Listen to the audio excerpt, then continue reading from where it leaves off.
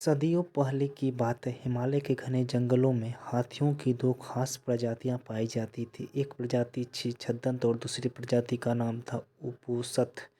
इनमें से छद्दंत प्रजाति काफ़ी मशहूर थी। विशाल छह दांतों की मौजूदगी के कारण इन्हें छद्दंत के नाम से पुकारा जाता था। इन हाथियों का सिर और पैर किसी मणि की तरह सुर्ख लाल दिखाई देते थे। इन छद्दंत हाथियों का राजा कंचन गुफा में रहा करता था। उसकी महासुभद्दा और चुल्लू सुभद्दा नाम की दो रानियां थीं। एक दिन हाथियों का राजा अपनी दोनों रानियों के साथ पास के एक सरोवर में नहाने के लिए जाता है। उसी सरोवर के किनारे एक पुराना विशाल वृक्ष लगा हुआ था। उस वृक्ष पर लगे फूल बड़े ही खूबसूरत और मनमोहक खुशबू वाले थे। गजराज ने खेल खेल में अपनी सूंड से उस वृक्ष की एक डाल से कसकर हिलाया, जिससे डाल पर लगे फूल महासुभद्दा पर झड़ने लगे और वह गजराज से बहुत प्रसन्न हुई। वहीं वृक्ष की सूखी डाल पुराना होने के कारण गजराज के वह सर पर जाके टकराती है और दूसरी मतलब कि समेत वह टूट कर समेत गजराज की दूसरी रानी चुल्लू सुभद्दा के ऊपर पड़ जाके गिरती है। हालांकि यह घटना संयोगवश घटी, लेकिन इसे चुल्लू सुभद्दा ने अपना अपमान माना और उसी वक्त गजराज के निवास को छोड़कर कहीं दूर चली गई। जब गजराज को इस बात का पता चला तो उसे चुल्लू सुभद्दा को बहुत ढूंढा, लेकिन वह कहीं नहीं मिली।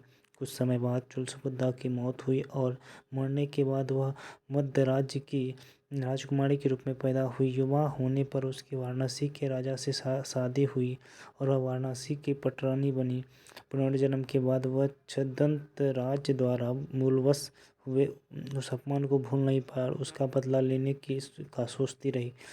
एक दिन मौका पाकर उसके वाराणसी के राजा छद्दंत राज की दांत हासिल करने के लिए उकसाया। परिणाम स्वरूप कुछ कुशल निषादों के समूह को राजा ने गजराज की दांत लाने के लिए भेज दिया। गजराज की दांत लाने के लिए रवाना हुई टोली का नेता था सोनूतर। सोनूतर के करीब 7 साल का सफर तय करके गजराज के निवास पर पहुंचा।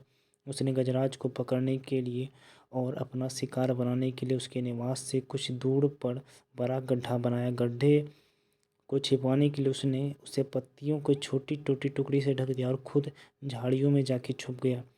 जैसा ही गजराज उस गड्ढे के करीब आया तो सोनूतर ने विष बुझा तीर निकालकर छद्दंत राज पर निशाना लगाया। तीर से घायल होने के बाद जब गजराज की नज़र झाड़ियों में छिपे सोनूतर पर पड़ी तो उसने मारने के लिए दौड़ा। चूंकि सोनूतर सन्यासियों के वस्त्र पहन कर आया था, इस कारण गजराज सोनूतर को जीवन दान दे दिया।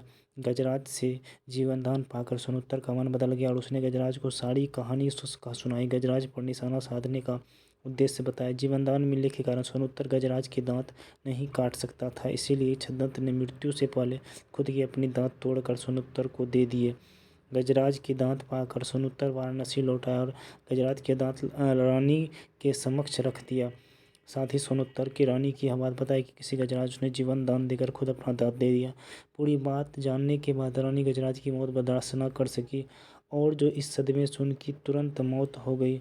कहानी से बदले की भावना सोचने समझने की क्षमता छीन लेती है, इसलिए कभी भी बदले की भावना नहीं रखनी चाहिए और किसी से दुश्मनी सोच समझ कर करनी चाहिए। क्या वो मन से आपके प्रति सोचता है या आप वो भूल से हो गई, यह भी सीख रखनी चाहिए। ना किसी बहकावे में आने चाहिए और ना ही किसी के कहने पर किसी से लड़ाई करना चाहिए दोस्तों।